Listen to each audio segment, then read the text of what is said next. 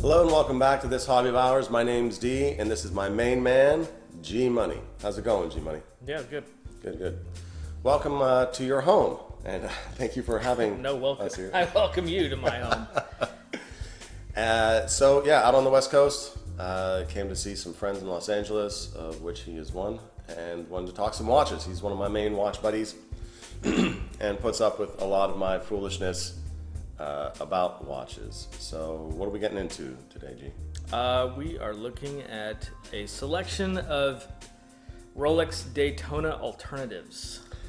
So coined as the... I would refer to them as the Tutona. The Tutona. And the Tutona, which I think is a fabulous name, has changed. Has changed. It started when we first started looking at Tutima watches, which is a German watch brand. And that's not entirely true. I started looking at Tudor.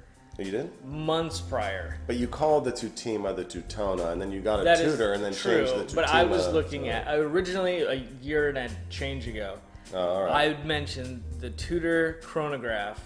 I think it was the Tiger or the pre-Tiger. I don't like the Tiger. For Tiger Woods, I'm not a fan. I don't want some guy's name on my watch. But you'll put it on your underwear, though, right? Actually, no. Too much information. So I wouldn't. Yeah, I personally wasn't seeking a Tutima, but I was looking for a Tudor chronograph. Right. Pre-Tiger. Pre-Tiger. And I was told by a close friend, who shall remain nameless, who's very close as of this moment, that I shouldn't bother.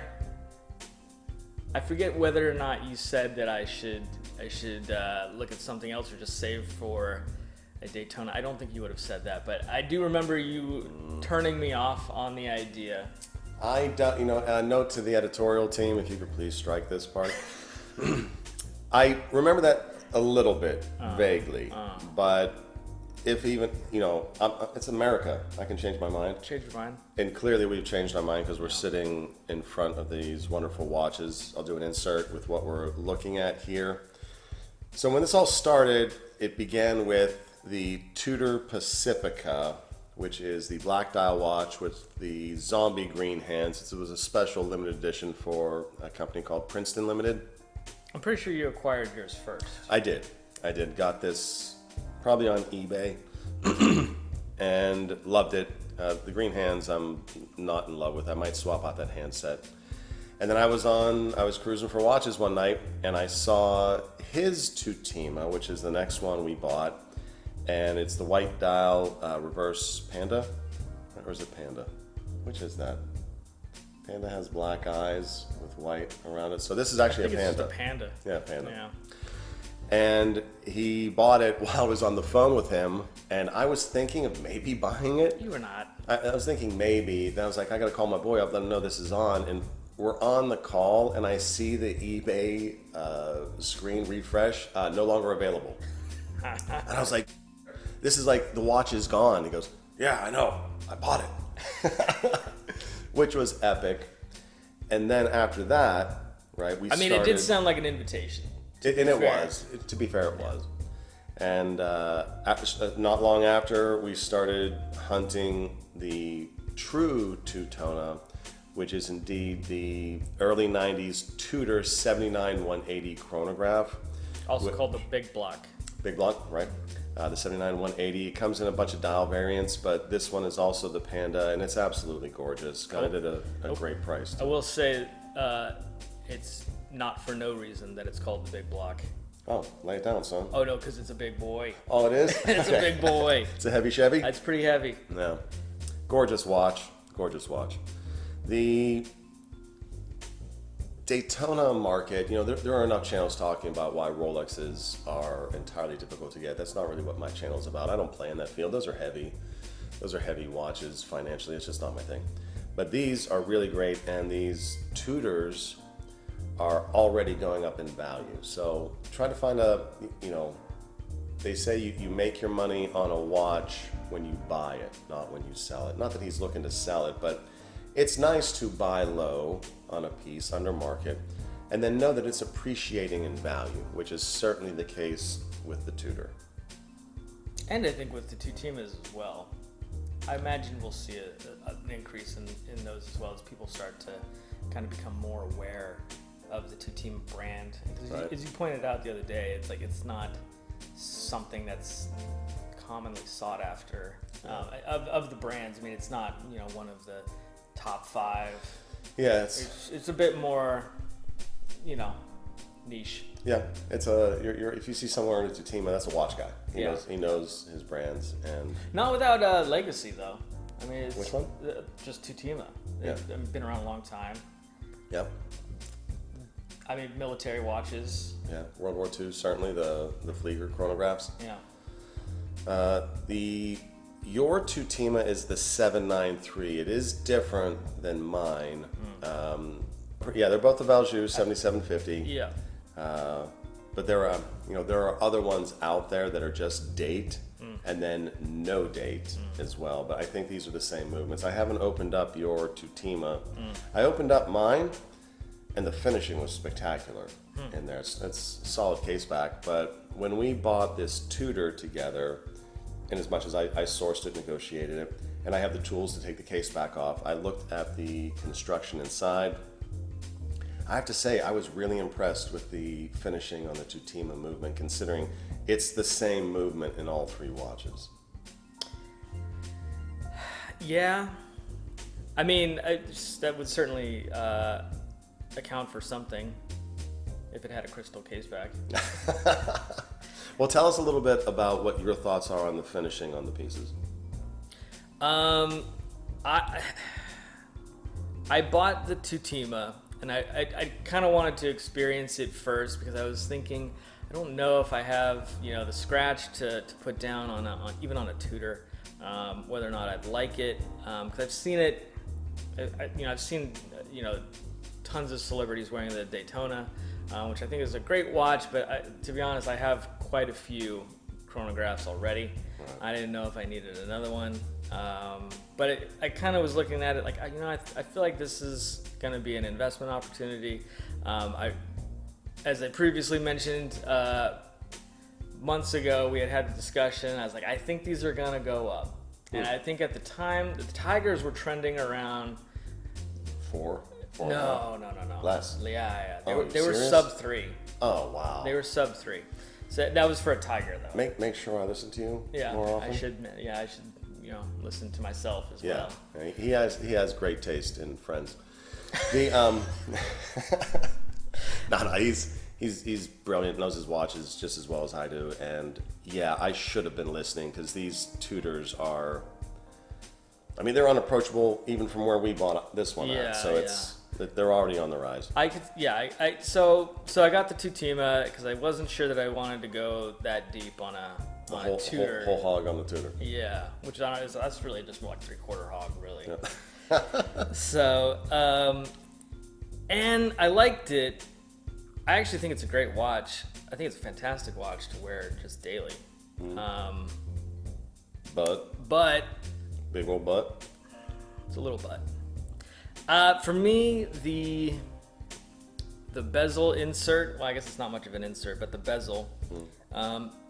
It doesn't have the same level of finishing, especially when it comes to like the tick marks around the bezel or around the dial. And I kind of wanted that, and I had seen photos of Dee's Tutima, which it is a little bit different. The two are actually, they're not super different. I would say it's a different case. It's a different bezel, obviously hands and dial, obviously.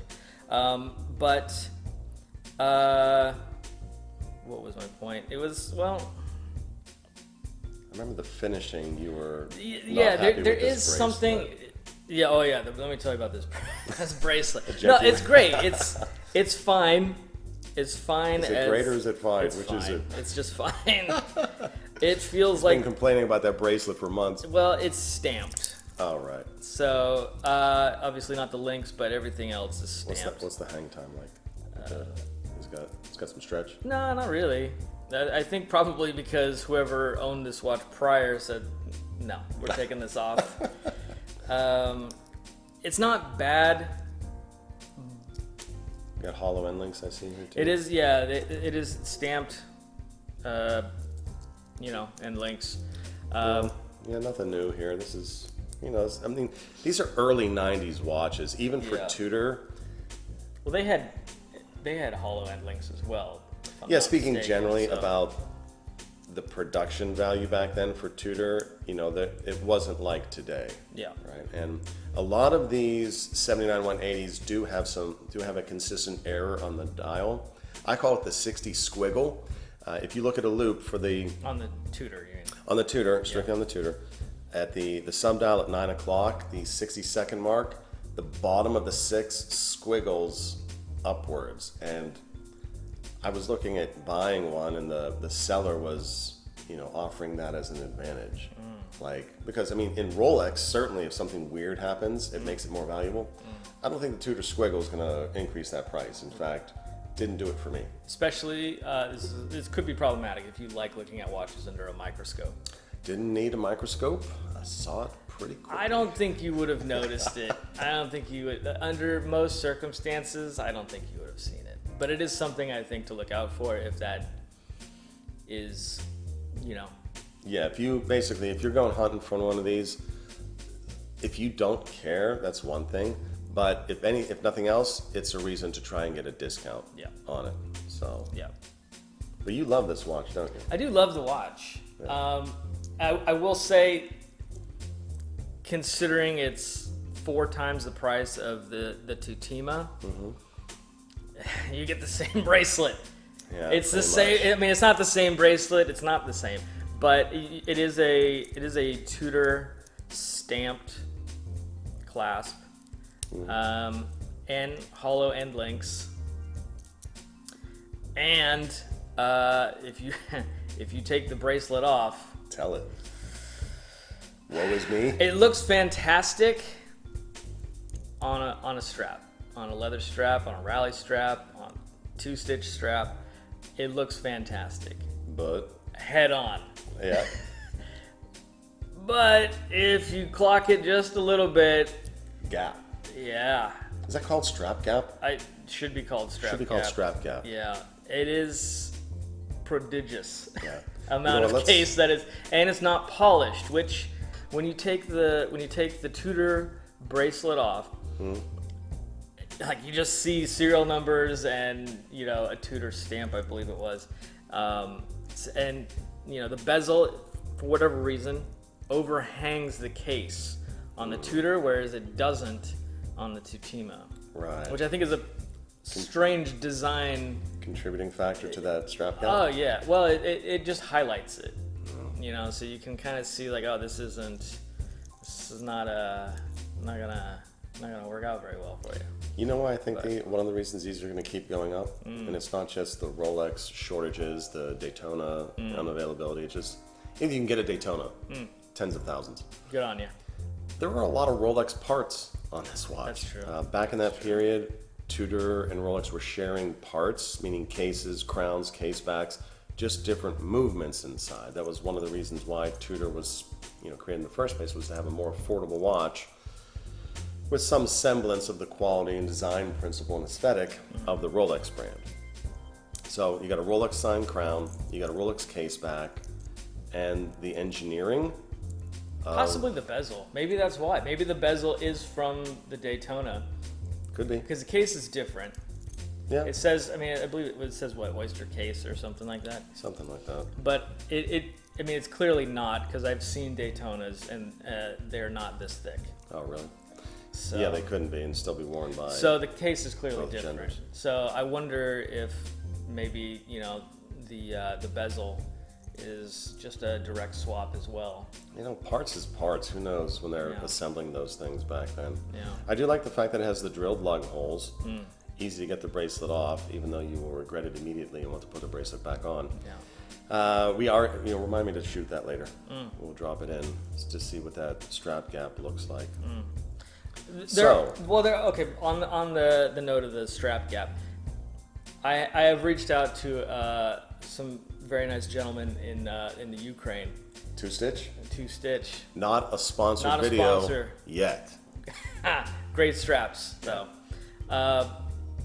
And I've sent them some photographs. They said maybe we could make like a thicker end of the leather strap where you put your pins through. Yeah. And maybe that would kind of cover up some of that gap. But we got to take some more measurements. Yeah, even my Tutima's on a 2-stitch strap, and that's their name. It's not just the fact that it has 2 stitches, but incredible quality and value. What do their straps go for? Like 60-ish? I think with conversion and everything, I think it's about they're $60. Just astoundingly good. Great quality. This is also not just a problem with the chronograph. As you've pointed out, you've had this similar problem on a Tudor, what? I have the Tudor Heritage Chrono. Okay, that's maybe what it was. And didn't you mention one of them had a bit of a gap as well? You know what? It has, as I'm looking at this 79-180, it is looking very reminiscent of the Heritage Chrono case. I mean, I don't have it on me, but whenever I take it off bracelet and I put a strap on, it's kind of got some strap gap too. So my Tudor, what was it? Tudor Ranger? Heritage. That was also a big boy. That had a little bit as well, and I've seen, I don't know what you'd even call them, vanities, vanity cover. Yeah, there's somebody sells on eBay. It's just like a little bit of a cover. What? Yeah. So this is clearly not something that people like. Yeah. Or have noticed. People have noticed this. It's definitely if there's aftermarket parts to hide the holes Right. on your watch. Yeah. So send me that link. I might have to pick some of those up. I don't know if it's a good look, but So this is the watch you're gonna let me borrow for a couple months. I'm taking this back with me on the plane, right? I don't remember that part happening at all. No. Okay, I'll check with your missus. Yeah. So you have the Tudor, the one you really wanted. You have it. Do you still need the Tutima? I think so. And if so, why? I think so because I'm just notoriously hard on tools, and for me, like, you're rough on your watches sometimes. Yeah, watches are tools for me, and I'm definitely rough on everything that I own. But so you're the problem then. I am absolutely the problem. That means when I wear this, I am aware of that I'm wearing it, and I need to be more cautious. Right. Well, why don't you think that way all the time? We'll help you. So some of us work harder than others. #burn. But it gets in my way of like if I'm reaching into like a rack or something like that, or if Plus you do a lot of wrenching on cars. Do a lot of wrenching on cars, and I don't I would be mortified if I somehow grounded myself on the battery of a car, and which has happened to my father before. All right. Yeah, he got pretty. He got zapped? Yeah, it was pretty bad. Watch was toast. Oh, really? Yeah. What was he wearing? I don't remember. Like a mechanical watch or a Casio or something? Yeah, probably a Waltham or something like that. Oh, right on. So, but it was it gets in my way, so it's kind of, I don't want to say it's a dress watch, although it could be a dress watch, or maybe just a special occasion watch when you're not going to be cutting grass, moving houses, logs, whatever. Yeah, I would say it's like my Friday watch. Oh, right on. Where it's just kind of not planning on doing a bunch today. Right. And so you ended up selling the Tudor Ranger though. I did sell the Tudor Ranger. You had a friend sell it for, and he got you some money, as I recall. Yeah, about $18. Yeah, well, hey, better than nothing. Came out at least, so yeah. Look, when you sell a watch and you break even or make money, winning. Yeah. Winning. We'll have to get into that. I want to do a video about watches. You can make money on watches, but you have to buy smart. Buy low, sell high. Then yes, non-Rolex watches under 5K can be an investment. Maybe not a long-term investment. Make some short-term investments and help pay for your watch addiction. Study the market like anything else. Buy low, sell high, buy smart. And if you do your research, you can make a few bucks here or there. Ask me how I know. In regards to the watches, I actually don't mind the zombie apocalypse hands. Yeah, they're pretty green, aren't they? They are. Yeah, it's not the most egregious, but they are very green. The other day, I did notice, and I'm somewhat surprised. Yours is made in Germany, Right. where mine is Swiss made. Yeah, that is interesting. Tutima is a German brand. Right. But, yeah. But I find that strange that, which is, very similar. Like I said, I think the cases are different, but that they'd be made in different locations. So. Yeah, maybe they are years apart. I don't. You know. They could be. Yeah. I think these are all '90s watches, either early to mid. Right. And they do look different when you kind of get up in them. I mean, this is your Tutima is the 793. Mine is the Tutima Pacifica. Different model lines, but still sharing the same design, aesthetics, and heritage, I believe. Well, there you have it. The full review of the Tutona as coined by this gentleman right here, G Money. Any final thoughts, G? Yeah, I think it's like a great alternative to a Rolex Daytona, and I think the Tutima is a fantastic alternative to to the Tudor? to the Tudor chronograph. I think anybody would be fortunate to have any of these. All right, you're going to sell me this one since you no longer need it. Yeah, right? that's likely to not happen. Yeah, maybe not. No. Well, if you enjoyed this video, please like, comment, subscribe, all that good stuff. Yeah, maybe if you like, share, subscribe, you can get a new T-shirt. Yeah, I'm working on that. All right, thanks for having me out, All right, G. It's been a real pleasure as always. It's good to have you here. All right, cool.